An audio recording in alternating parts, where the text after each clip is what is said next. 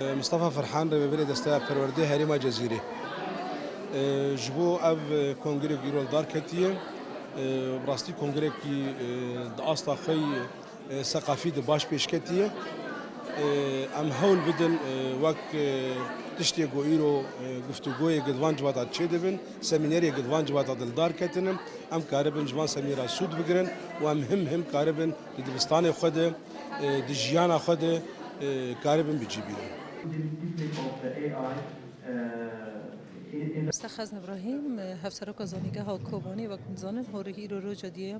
ج کنفرانس من نبنتوی آکل کوبانی ها دار خستن سرد روجان 19 جوتمه و 20 جوتمه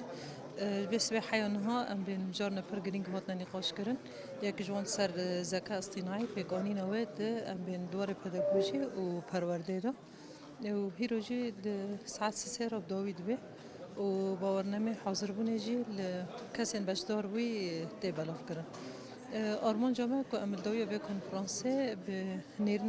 نیرن کل برای نقاش کردن و کسین دی کلین رو اکادمیسیان در و هاتن پیشکش کردن ام تو پیسر هف کن و که ام بین انجام دا تشنه در کردن خدمتی قاده پرورده و اکادمی کردن. الحضور الكريم سيكون بحثي طبعا بعنوان أدوار المعلم الجديدة في عصر تكنولوجيا المعلومات والاتصالات. كان لي شرف المشاركة في هذا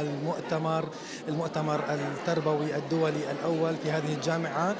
طبعا شاركت ببحث بعنوان أدوار المعلم الجديدة في عصر التكنولوجيا المعلومات والاتصال. الحمد لله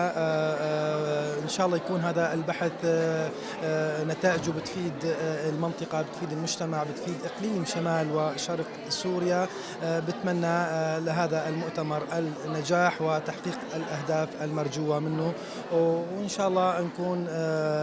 يعني باحثين فاعلين لحل مشكلات المجتمع، المشكلات التربوية والتعليمية. وشكرا لحضرتك. سپاس بو برداربون و تبکاریا و یا مقدار جبو فکر ایرانی خوشبو